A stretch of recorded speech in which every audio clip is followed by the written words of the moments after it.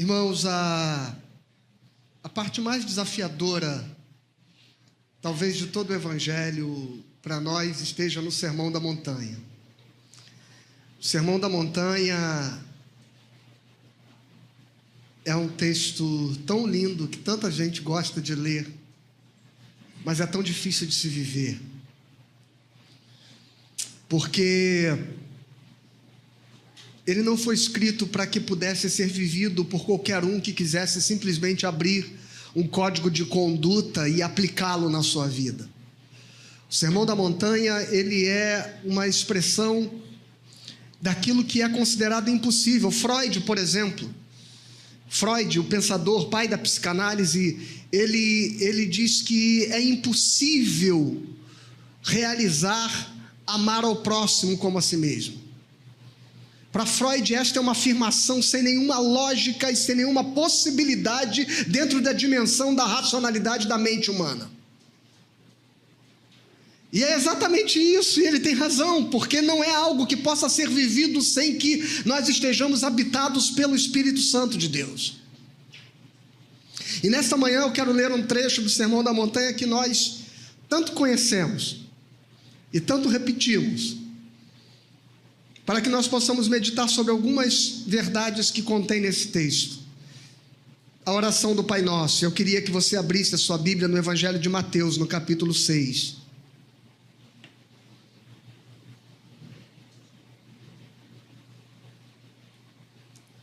A partir do verso 5.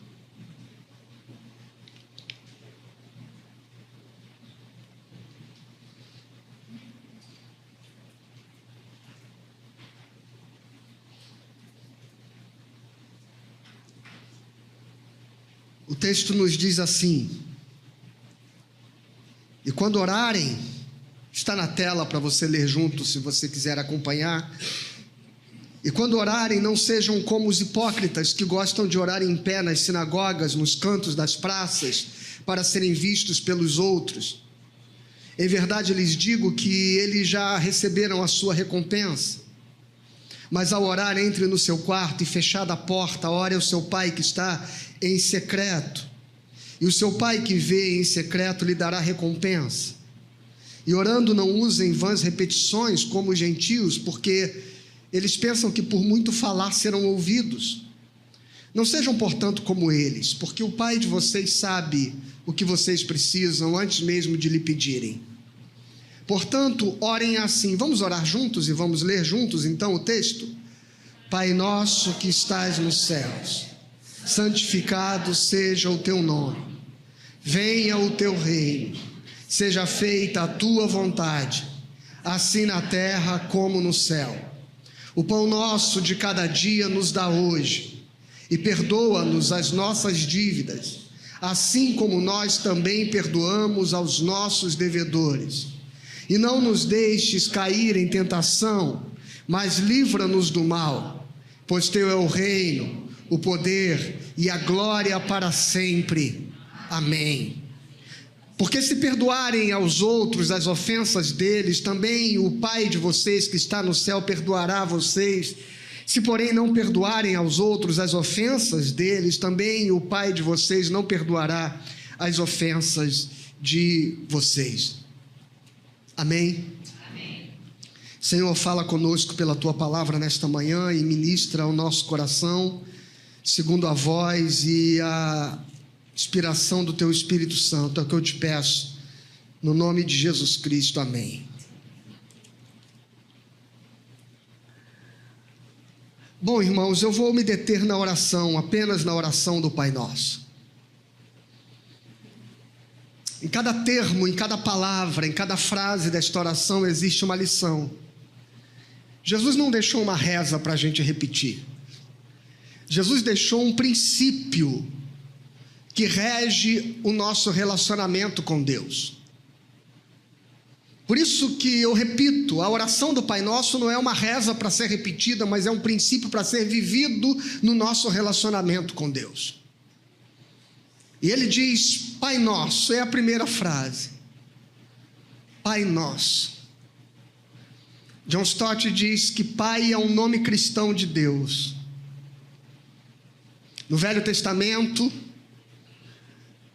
apesar do texto do profeta Isaías, lá no capítulo 49, ele nitidamente fala: tu és o nosso Pai, mas a relação que se mantinha com Deus era uma relação de servos e senhor.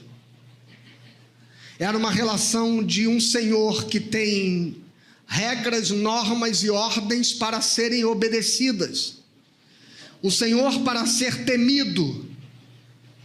Um senhor para ser bajulado, um senhor para quem se presta sacrifícios para tentar aplacar a sua ira, a sua fúria. E então vem Jesus e nos ensina a chamar Deus de Abba. Que mais do que chamar Deus de Pai, é chamar de Deus de Pai de um modo carinhoso. Não é exatamente dizer paizinho, como muita gente traduz Abba como paizinho, mas é chamar Deus de papai. É chamar Deus de pai de um modo de que apenas quem nutre intimidade chama. Porque uma coisa é dizer pai, uma coisa é dizer eu tenho pai, mas existem tantas formas de paternidade distantes, ausentes. Existem tantas relações de paternidade que não nutrem afetos, proximidade, afeição, intimidade, amor, ternura. Mas quando um filho olha para alguém e diz papai, você sabe que é mais do que o genitor que está diante dele, é mais do que aquele que o gerou, mas é aquele por quem ele nutre admiração. É aquele por quem ele nutre intimidade, com quem ele nutre confiança. Por isso é papai. E Jesus nos ensina a chamar Deus de Pai. Portanto, o princípio do nosso relacionamento com Deus se dá no aspecto de que nós estamos nos relacionando com o nosso Pai.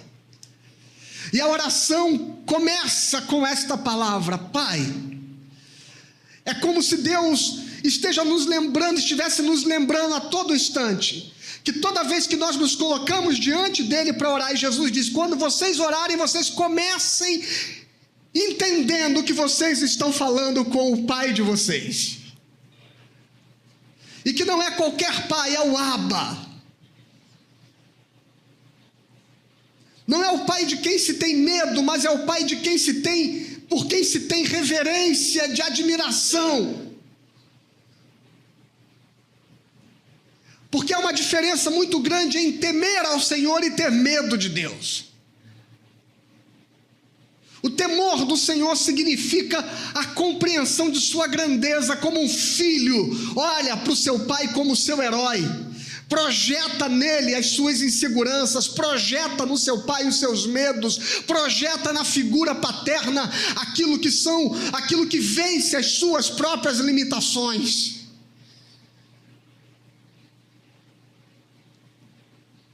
O temor do Senhor é aquilo que nos leva a compreender a grandeza, a dimensão, a magnitude de que o nosso Pai é poderoso. Pai nosso, Pai nosso. Esta primeira expressão da oração nos leva a lembrar e a compreender desde o começo que a relação que nós temos com Deus, ela sempre passa pela expressão do coletivo, porque não é o meu Pai. Jesus não diz, quando vocês orarem, diga meu Pai, ele diz, orai Pai nosso, porque o cristão é aquele que sempre pensa a vida a partir da coletividade, sempre a partir da coletividade. O conceito de uma vida cristã, onde a oração é a relação que eu tenho com Deus para a solução dos meus problemas, este é um conceito egoístico, que não faz parte do que é o evangelho verdadeiro de Jesus. É Pai Nosso.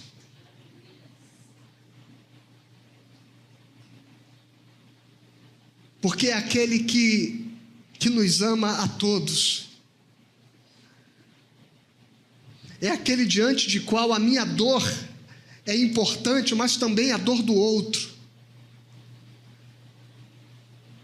A minha dor é relevante, mas há outros que sofrem e que choram. E que a minha oração não se isola e não me isola num relacionamento intimista, egoístico com Deus. Ela não me aliena das realidades que estão ao meu redor. Ela não me torna um ser orgulhoso de mim mesmo diante de Deus, como se eu tivesse uma relação privada com um gênio de uma lâmpada que serve aos meus desejos, às minhas intenções, às minhas motivações. Mas Ele é nosso, porque Ele está aqui para fazer com que a realidade do mundo seja mudada. Pai nosso que estás nos céus.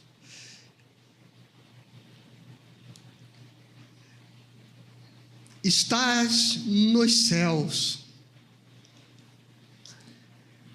Talvez você tenha orado durante muito tempo errado esta frase, porque não é Pai nosso que está no céu. De modo que nós estejamos dizendo que eu estou aqui e Ele está lá. É muito mais do que isso, é Pai nosso que estás nos céus, em todos os céus, em todos os céus de todos os mundos possíveis, criados, visíveis, invisíveis, em todo o espaço, em todo lugar, em todo canto, em tudo que nós podemos chamar de universo, ou em todos os universos que possam existir e que nós desconhecemos, em todas as dimensões visíveis e invisíveis, em todas as camadas que a física mais moderna, quântica, possa distinguir, e todas aquelas que a nossa ciência sequer possa imaginar que existam. Ele está em todos os céus. Ele está em todas as coisas. Ele está ocupando todos os espaços. Por quê? Porque a Bíblia diz que o céu dos céus não podem conter a grandeza do nosso Pai. Portanto, nós não estamos falando, ao dizer Pai nosso que estás nos céus, uma relação de alguém que está distante de nós, mas alguém que permeia todas as coisas, que está em todas as coisas, que todos os espaços possíveis, que todos os céus possíveis estão tomados pela sua glória. Aleluia! Por isso que o profeta Isaías, quando tem a visão do trono de Deus, ele diz assim: toda a terra estava cheia da sua glória. Este mundo, este universo que nós habitamos, ele não pertence ao diabo, a terra não pertence ao maligno, a terra não pertence a Satanás. O nosso Pai, Ele é Senhor dos céus. Tenha compreensão disso, para que você saiba que não há 1 milímetro, como dizia Abraham Kuyper, não há 1 milímetro sequer de dimensão quadrado de existência nesta terra sobre o qual Jesus Cristo não diga: é meu. Aleluia! Tudo pertence a Ele. Ele é o que está nos céus. Portanto, onde quer que você esteja, onde quer que nós estejamos, ali Deus está. Os céus das nossas dimensões visíveis, os céus acima dos céus visíveis, os céus acima dos universos visíveis, Ele está no céu dos céus. Pai nosso que estás nos céus, santificado seja o teu nome. Santificado seja o teu nome. Santificar o nome de Deus significa entender a sublimidade do poder deste nome. É deixar de banalizar o nome de Jesus como se fosse uma superstição, como quem acredita que bater 3 vezes na madeira traz algum resultado, e o nome de Jesus foi banalizado na boca dos crentes. Qualquer coisinha que acontece na vida, em nome de Jesus, em nome de Jesus isso, em nome de Jesus aquilo, está amarrado em nome de Jesus, está repreendido em nome de Jesus. O nome de Jesus virou uma superstição barata na boca dos religiosos. Santificado seja o teu nome. Este nome é doce, este nome é santo, este nome é poderoso, este nome é um nome santificado, e quando ele sai dos meus lábios, ele sai com poder para abençoar. Ele sai com a autoridade daquele cujo nome é sobre todo nome, o nome de Jesus, o nome do nosso Deus. No Antigo Testamento se fazia silêncio diante do nome de Deus. O nome, a expressão do tetragrama sagrado não era dita, não era verbalizado. Toda vez que liam o texto, ao chegar no nome de Deus, fazia-se uma pausa silenciosa e reverente, e lia-se a próxima palavra, porque aquele nome santo não podia sequer ser dito. O escriba, ao escrever e copiar um texto, pegava uma pena virgem apenas para escrever o nome de Deus e a queimava, porque a pena que escreveu o nome do Senhor não escreveria qualquer outra palavra. Assim o nome de Deus era santificado. Mas nós fomos coisificando Deus, nós fomos fazendo imagens e fomos banalizando o nome de Deus, e Deus foi se tornando alguma coisa à mercê dos nossos caprichos, e Deus foi se tornando esta coisa banal, esta coisa corriqueira, que a gente perdeu a capacidade de ter perplexidade diante da sua presença.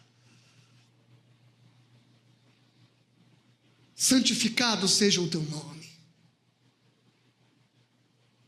Entender, irmãos, que nós estamos no nome diante daquele que, quando ele é dito, se prostra diante dele reverentemente. Porque, como diz o texto de Filipenses, no capítulo 2, porque ele foi obediente, e obediente até a morte de cruz, e Deus o exaltou sobremaneira, que lhe deu um nome que é sobre todo nome, para que diante do nome de Jesus se dobre todo joelho nos céus, na terra e debaixo da terra, e toda língua confesse que Jesus Cristo é Senhor, para a glória de Deus Pai. Quando o nome de Jesus estiver nos nossos lábios, será com a autoridade de quem sabe o poder que habita neste nome, e não com uma superstição barata, e não como uma brincadeira infantil, que apequinou Deus.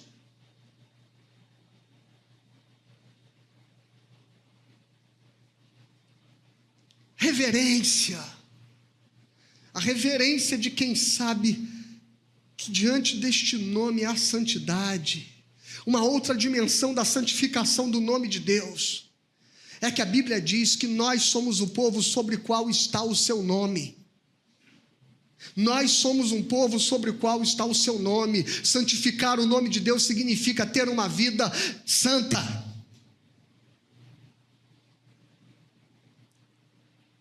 Porque a sua vida glorifica ou envergonha o nome de Cristo.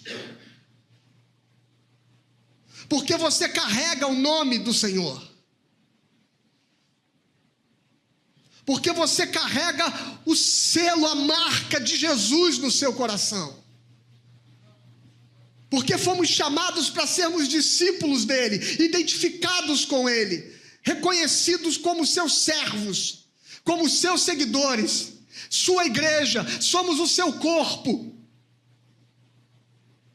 Chamados pelo seu nome, diz a palavra de Deus. Todos quantos que são chamados pelo seu nome devem santificar este nome nas suas vidas.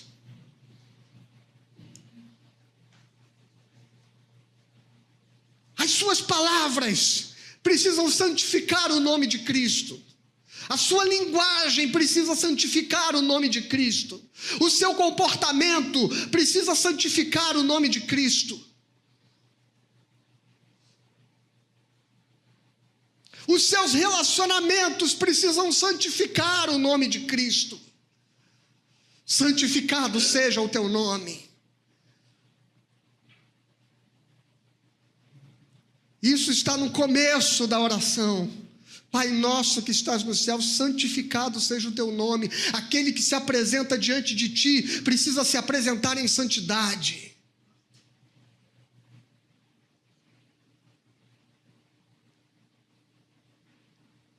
uma vida digna diante do Senhor, tendo testemunho diante de Deus e dos homens.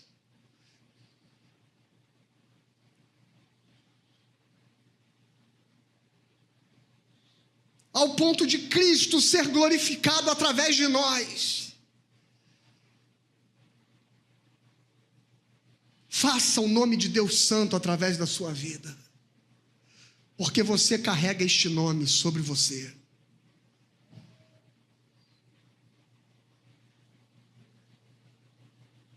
Porque se nós começamos a nossa oração chamando Deus de Pai, nós precisamos entender que nós carregamos o nome do nosso Pai. Porque é assim que a coisa funciona, não é? Não é assim?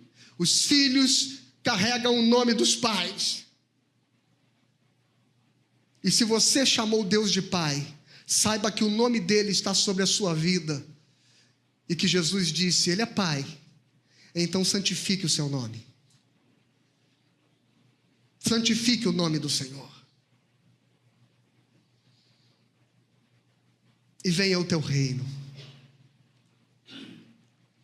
Venha o teu reino. Que clamor mais poderoso. Venha o teu reino, Senhor. No começo das coisas que são pedidas na oração, veja, é o primeiro pedido desta oração.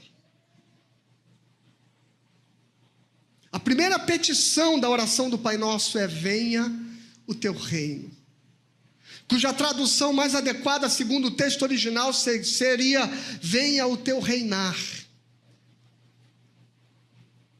Porque nós cometemos facilmente o equívoco de, ao ler venha o teu reino, construímos a falsa ideia de que estamos falando de um lugar. Que estamos falando do céu. Que estamos falando da Nova Jerusalém. Venha o teu reino. E a gente imagina um castelo da Disney, sabe? Cercado por um muro, onde dentro daquele lugar o Senhor reina. Mas a expressão seria mais adequadamente traduzida se fosse: venha o teu reinar. Porque o que Jesus está nos ensinando a clamar é para que venha o reinar de Deus, a agenda do reino de Deus. É muito diferente da agenda de muitas igrejas. Porque a expansão do reino de Deus para muitos é a expansão das suas franquias religiosas. É quanto mais se amplia a sua denominação, é quanto mais aumenta o número de adeptos. Mas o reino de Deus, a Bíblia diz que é justiça, que é paz e que é alegria no Espírito Santo. O reino de Deus, a agenda do reino de Deus é buscar a justiça para o oprimido. A agenda do reino de Deus é quebrar as desigualdades. A agenda do reino de Deus é cessar as opressões. A agenda do reino de Deus é cessar a fome. A agenda do reino de Deus é cessar a violência. A agenda do reino de Deus é cessar a miséria. A agenda do reino de Deus não é igrejas crescerem. A agenda do reino de Deus é onde impera o reino das trevas, que impere a autoridade do reino de paz que o Cordeiro veio trazer. Venha o teu reino. Não é orar para que Jesus volte, venha o teu reino, é orar para que o domínio de Deus se expanda na terra. A justiça de Deus se expanda na terra. A paz de Deus se expanda na terra. Venha o teu reino, que ele venha a nós. Jesus disse: o reino de Deus não vem com visível aparência, mas ele está dentro de vós e no meio de vós. Porque o reino de Deus não é um lugar, eu repito. O reino de Deus é um estado de coisas que se estabelecem, onde as trevas se dissipam pela presença do governo do Espírito Santo de Deus. Esta oração é para ser feita onde quer que você esteja como cristão. Esta oração não é para ser feita dentro da igreja, fechado nas nossas paredes. Esta oração é para ser feita quando você colocar os seus pés no seu trabalho e no caos de todas aquelas relações quebradas e corroídas pelo pecado, nós sejamos capazes de clamar ali: Senhor, vem aqui a nós o teu reino. Esta oração é para ser feita quando você está em crise dentro do seu casamento e quando não há entendimento, quando não há parceria, quando não há diálogo, quando não há harmonia, quando não há paz, quando tudo parece estar ruindo. Você precisa clamar: venha a nós, Senhor, o teu reino, porque alguma coisa não está acontecendo segundo a tua vontade neste lugar. Venha a nós o teu reino. Governe sobre o meu coração, governe sobre a minha vida, governe sobre a minha vontade.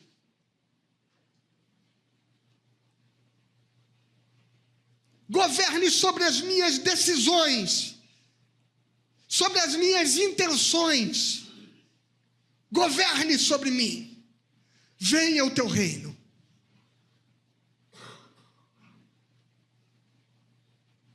Venha o teu reino, Senhor. Onde houverem pessoas se degradando, venha ao teu reino. Onde houverem sistemas iníquos, onde a pobreza aumente, venha ao teu reino. Onde houverem opressões,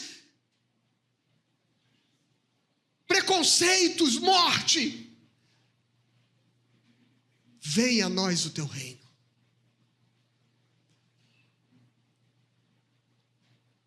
Porque é o reinar de Deus que Jesus está nos ensinando a clamar. Eu não quero a minha vontade, porque é exatamente a sequência de venha o teu reino, é onde entra a próxima frase: seja feita a tua vontade, assim na terra como nos céus. Venha o teu reino, Senhor, porque eu não quero mais que seja feita a nossa vontade, a minha vontade.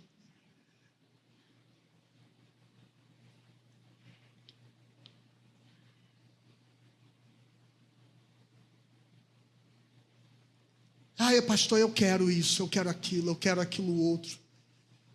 Você já parou para perguntar o que Deus quer para a sua vida?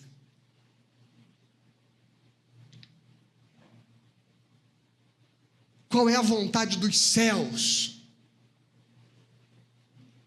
Qual é a vontade dos céus? Qual é a vontade que vem do alto? E eu sempre tendo a acreditar que a minha vontade é perversa, a minha vontade é carnal, a minha vontade é pecadora, a minha vontade é iníqua, a minha vontade é injusta, a minha vontade é egoísta, a minha vontade é vaidosa, a minha vontade é orgulhosa. Por isso eu silencio a minha vontade para clamar: seja feita a tua vontade aqui na terra como ela é feita nos céus. Eu quero a vontade de Deus para a minha vida. Eu quero a vontade de Deus para o meu casamento. Eu quero a vontade de Deus para a minha família. Eu quero a vontade de Deus para a minha igreja. Eu quero a vontade de Deus e não a minha vontade.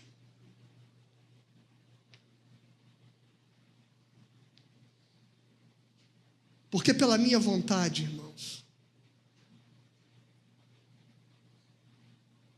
pela minha vontade, você não faz ideia. Você não faz ideia.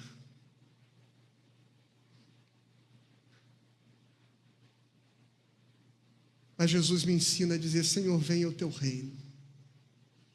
É o Senhor que governa a minha vida.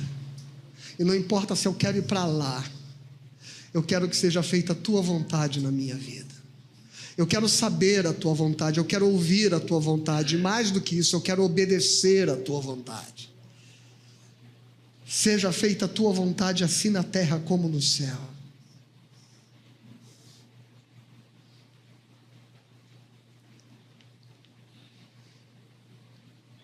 Pão nosso de cada dia nos dai hoje. Pão nosso. Essa frase dava para ficar uns 4 sermões apenas nessa frase.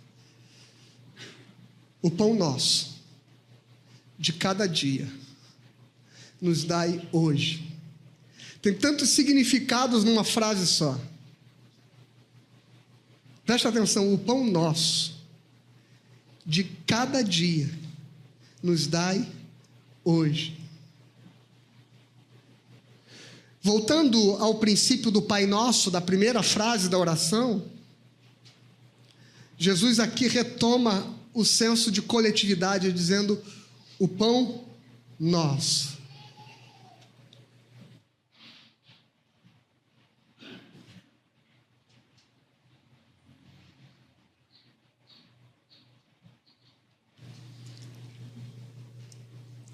Eu sei que o evangelho moderno vem de um discurso de autorrealização. Eu sei que as pessoas entram em muitas igrejas e elas ouvem um discurso de que Deus vai fazê-las prosperar, de que Deus vai abençoar os seus empreendimentos, de que Deus vai abençoar os seus negócios, de que Deus vai prosperar as suas vidas. Mas toda e qualquer proposta de prosperidade que passe pelo campo da individualidade não é evangelho.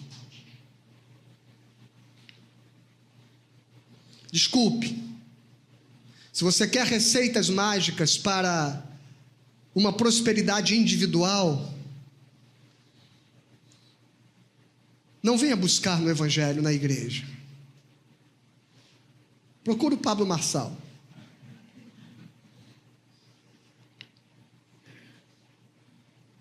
Procure os coaches de plantão. Porque eles têm métodos de autodesenvolvimento, de performance, de desempenho. E possivelmente possa dar certo com você. Se não der certo com você, pelo menos com eles dá, porque eles vão ficando ricos, vendendo seus discursos de sucesso. Mas o evangelho não é isso. Pastor, mas o evangelho não fala de prosperidade? Fala. O evangelho não fala de Deus abençoar o seu povo? Fala. Mas sempre pelo âmbito daquilo que é a coletividade. O evangelho fala de prosperidade, uma prosperidade onde as injustiças diminuam, onde a pobreza diminua e onde aqueles que pouco têm consigam ter acesso àquilo que apenas uma pouca parte das pessoas tem. A prosperidade do evangelho, ela mexe com os sistemas. Ela não é me fazer desenvolver dentro de um sistema iníquo, dentro de um sistema perverso, dentro de um sistema excludente. A prosperidade do evangelho é quando todo o sistema vai mudando para que haja abençoamento de todos. O cristianismo, a igreja primitiva, aprendeu a orar a oração do Pai Nosso, porque eles tinham tudo em comum, porque prosperidade para eles não era eu me dar bem. Prosperidade para eles era: se alguém tem algo em falta, não terá mais.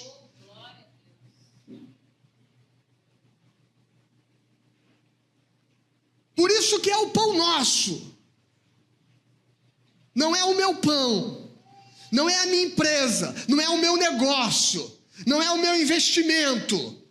É o pão nosso. A oração de Jesus nos ensina a buscar a coletividade da partilha, daquilo que alimenta a todos. Não é o que alimenta a mim. Não há felicidade no crente se ele prospera e o outro padece. Não há.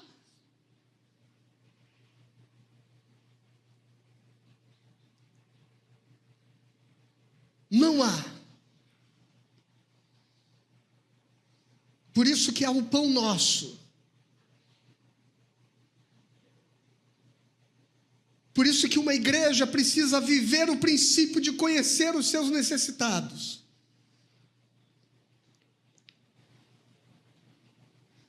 Conhecer o princípio. Aliás, tem uma pessoa sem condições financeiras, que o seu celular quebrou a tela. Se alguém tem um celular que possa servir, que você comprou outro e o seu está lá, mas funciona direitinho, por favor, me procura. Porque a gente sabe o quanto é importante para trabalho, para as coisas do dia a dia, e essa pessoa está sem celular. E se você pode ajudar nisso, o conserto custa R$300, e ela não tem como consertar o seu celular. Sabe, para falar, para saber se está tudo bem com os filhos, para saber se tem alguma emergência em casa. Então, se você conhece, se você tem um celular disponível, por favor, me procura. Porque a igreja de Cristo é aquela onde nós precisamos olhar e buscar a necessidade uns dos outros, porque nós não buscamos uma prosperidade individual. Isto não faz parte do Evangelho.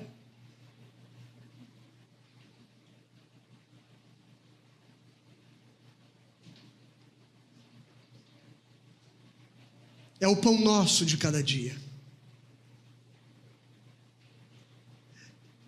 E veja, é o pão nosso de cada dia. Porque Jesus nos ensina a viver com aquilo que é necessário. É o pão nosso, é o sustento para aquilo que eu preciso. Não é um celeiro cheio, enquanto uns nada têm, mas é o que todos possam ter, uma porção de cada dia. E o pão nosso de cada dia, dai-nos hoje. Dai-nos hoje.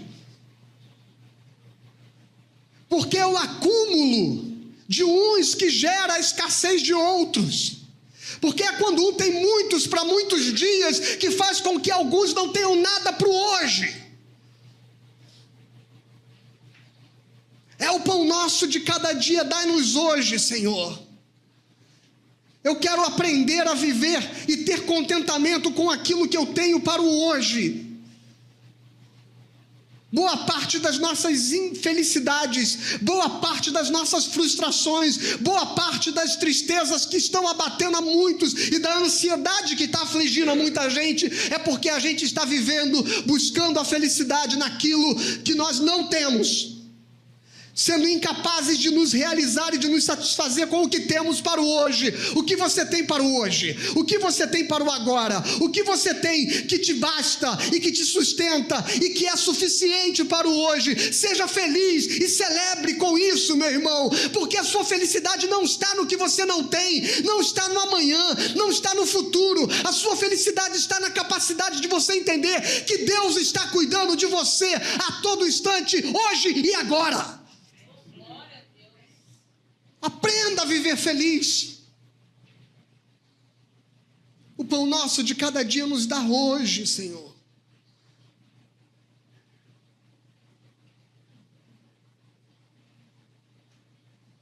E aí chega um momento mais difícil desse texto. E mais radical.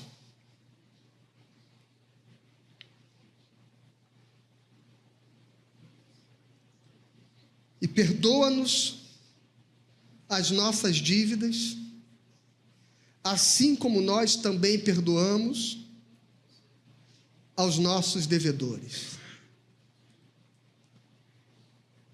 Perdoa-nos as nossas dívidas, assim como nós perdoamos aos nossos devedores. Quem pode fazer esta oração hoje?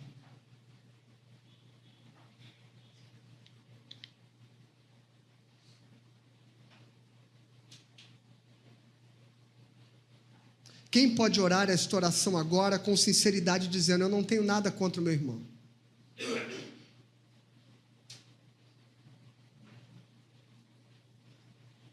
Quem pode fazer esta oração agora dizendo assim: eu não guardo nenhum ressentimento?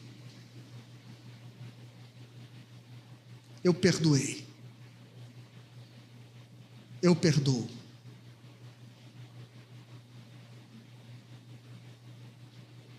Porque é curioso que Jesus não explica nenhuma das frases da oração. Você já reparou? Mas essa ele faz questão de explicar. Lá no verso 14, depois que ele termina de ensinar a oração do Pai Nosso, ele volta a esse tema dizendo: porque se perdoardes aos outros as ofensas deles, também o Pai de vocês que está no céu perdoará vocês. Se, porém, não perdoarem aos outros as ofensas deles, também o Pai de vocês não perdoará as ofensas de vocês. Este é o princípio elementar de ser cristão, irmãos.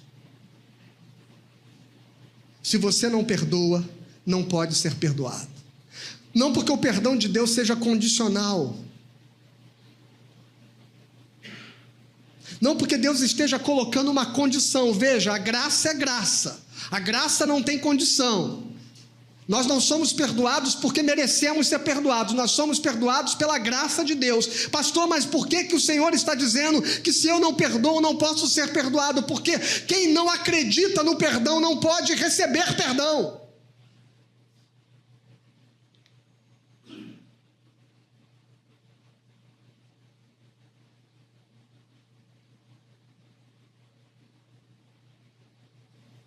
Sabe, Jesus conta que certo homem devia 10.000 talentos ao seu senhor.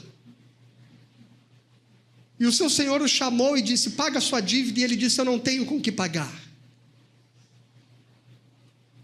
E então o senhor disse: então vende a mulher dele, vende os filhos dele como escravos, até que pague toda a dívida.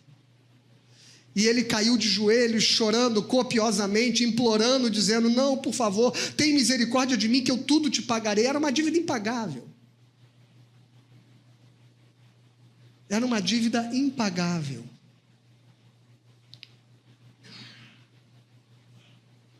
E o Senhor então olha para ele e diz assim: está tudo bem, está perdoado. Está perdoado. E ele sai dali, e quando chega do lado de fora, ele encontra um conservo seu, diz o texto, e aquele conservo devia a ele 100 denários. Veja, ele devia 10.000 talentos, ele devia uma fortuna impagável.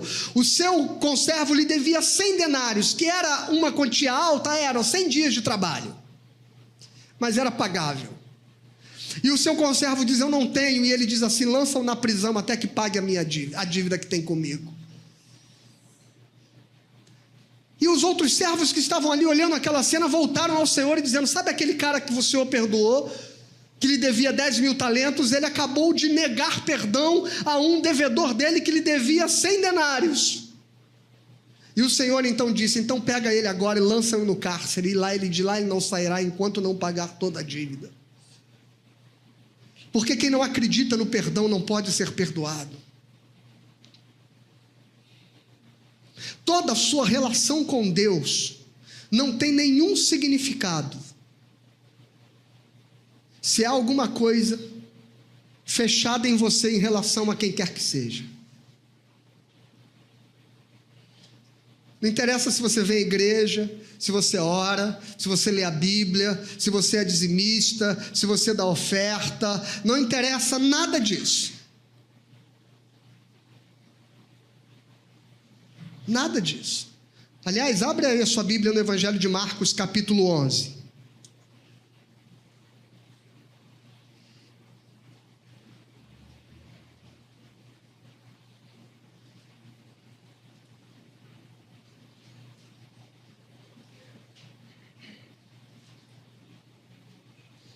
No versículo 25, o Senhor Jesus diz assim: quando você estiver orando, se você tiver alguma coisa contra alguém, perdoem, para que o Pai de vocês que está no céu perdoe a ofensa de vocês. Veja, porque a gente diz o seguinte: não, eu perdoo, mas a pessoa não me pediu perdão, ela não se arrependeu. Jesus não está colocando a condição dela se arrepender. Jesus está dizendo: se você tem alguma coisa contra ela, perdoe. Se você vem trazer oferta, o texto bíblico diz, e tem algo contra o seu irmão, vai antes se consertar com ele.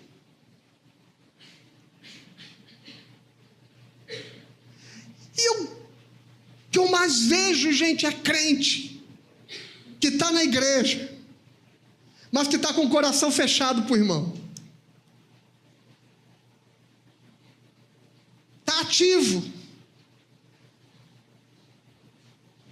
mas que está com o coração fechado. Por quê? Porque ele fez isso comigo. Porque ele falou de mim. Porque não sei o que. Não interessa. O princípio básico do cristianismo é: se você quer ter relacionamento com Deus, perdoa o seu irmão. Oferece a ele o perdão. Pastor, mas já é a segunda, a terceira vez que ele faz isso. É 70 vezes 7.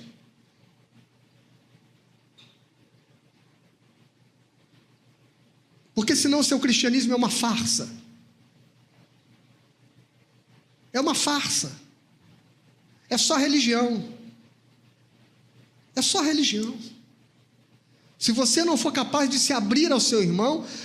Não, eu não estou falando que o relacionamento vai voltar a ser como era antes. Eu não estou falando que vocês vão voltar a frequentar a casa um do outro. Eu não estou falando que vocês vão voltar a ser amigos íntimos e vão voltar a sair juntos. Não, não. Pode ser que de fato a relação se estabeleça sobre novos princípios, sobre novas premissas.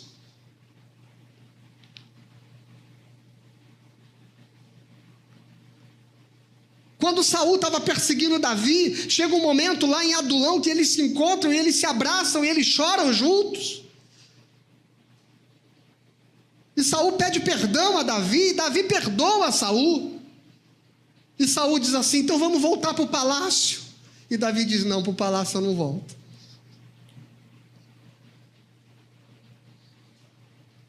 Porque nem sempre perdoar significa voltar a relação a ser o que era antes.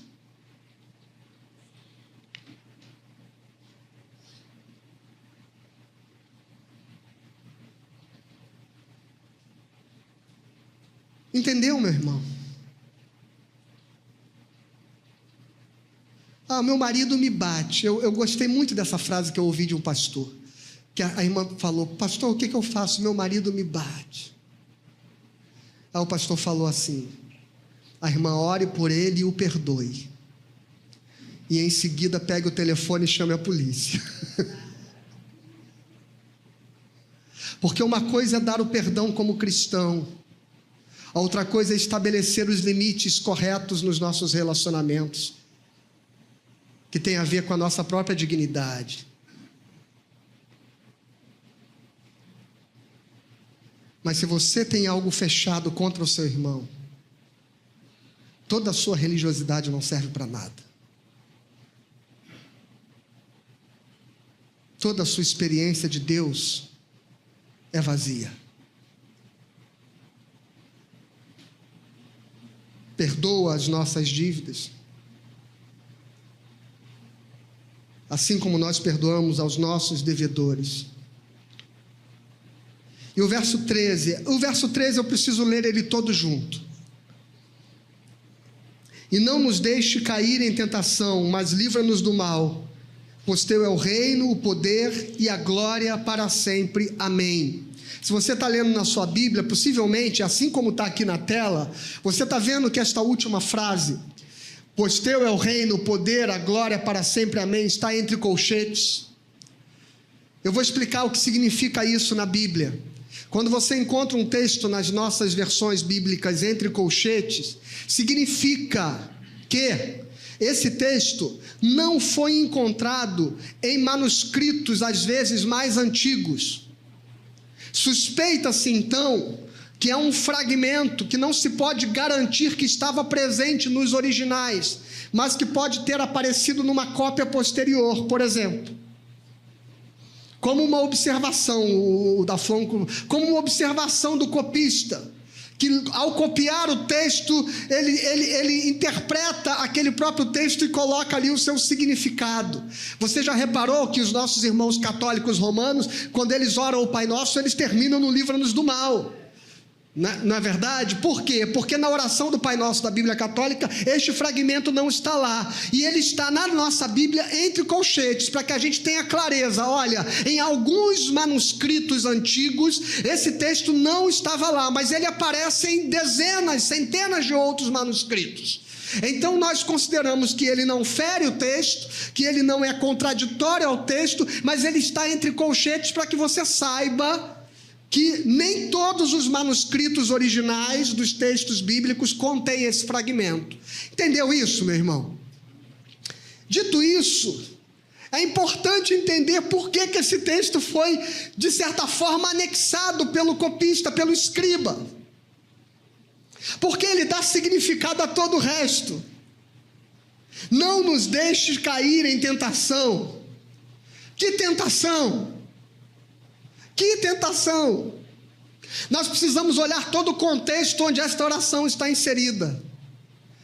O contexto imediatamente anterior a esta oração, Jesus está falando da vaidade, da soberba, do orgulho dos religiosos, que se julgavam maiores e melhores do que os outros, que oravam nas praças públicas, que faziam questão de mostrar os seus sacrifícios de jejum para os outros, e que faziam questão de externar as suas esmolas, de fazer com que todo mundo soubesse que ele faz caridade. O contexto imediatamente posterior desta oração do Pai Nosso, nós vamos encontrar Jesus falando sobre não ajunteis tesouro na terra, mas ajunteis tesouro nos céus. E agora na oração aqui, deixa o texto na tela para mim, por favor, Suelen. E agora aqui, na oração do Pai Nosso, Jesus está dizendo, não nos deixes cair em tentação, mas, ou seja, há uma conjunção adversativa aqui que diz, olha, que a frase seguinte está ligada à frase anterior. Não nos deixe cair em tentação, mas livra-nos do mal. Ou seja, a conjunção aqui não é livra-nos do mal, como se livra-nos do mal estivesse separado de não nos deixes cair em tentação. Mas elas são complementares, entenderam isso? As frases são complementares. Não nos deixes cair em tentação, mas livra-nos do mal. Ou seja, que mal que é para o Senhor nos livrar? A bala perdida, é o mal da doença, é o mal da enfermidade. Não, o mal aqui está ligado ao cair em tentação. Não nos deixes cair em tentação, mas livra-nos do mal. Pastor, eu preciso saber então, que tentação é essa? A tentação é essa aqui. Pois... Lê comigo em voz alta. Pois teu é o reino, o poder e a glória. A tentação de eu me julgar poderoso, a tentação da minha vaidade, a tentação do meu orgulho, a tentação da minha soberba, a tentação da minha ganância, a tentação de ter, a tentação de possuir, a tentação de querer, a tentação da riqueza, a tentação da extravagância, a tentação da ostentação. Não me deixe cair em tentação, a tentação de achar que eu tenho o rei na barriga, porque teu é o reino, teu é o poder, tua é a glória. Livra-me do mal de ser corrompido pelas tentações, pelas ganâncias deste mundo. Entenderam o que significa agora esta oração? A tentação aqui não é qualquer tentação do pecado, qualquer tentação banal, mas é a tentação do reino, do poder e da glória que pertence ao Senhor, e que muitas vezes o pecado que nos separa de Deus é exatamente nós nos colocarmos como deuses de nós mesmos, senhores de nós mesmos, e queremos ter o controle da nossa própria vida. Não me deixe cair na tentação de, em algum momento, eu me sentir alguém, eu me sentir tão importante, eu me valorizar de tal modo que eu me julgue melhor do que os outros, e mais, que eu me julgue autossuficiente, que eu nunca esqueça, Senhor, que eu não sou nada, e teu é o reino, teu é o poder, e tua é a glória. Aprendemos isso, irmãos? Quando nós estamos orando, nós estamos aprendendo um princípio de submissão, um princípio de humildade, um princípio de entender que o que corrompe o nosso coração, o mal aqui, como eu digo, sempre repito, não é a bala perdida, não é o diagnóstico de câncer, não é sofrer algum dano físico, não é perder alguma coisa, não, livra-nos do mal, significa, livra-me do mal, de cair na tentação, de que a soberba tome conta do meu coração.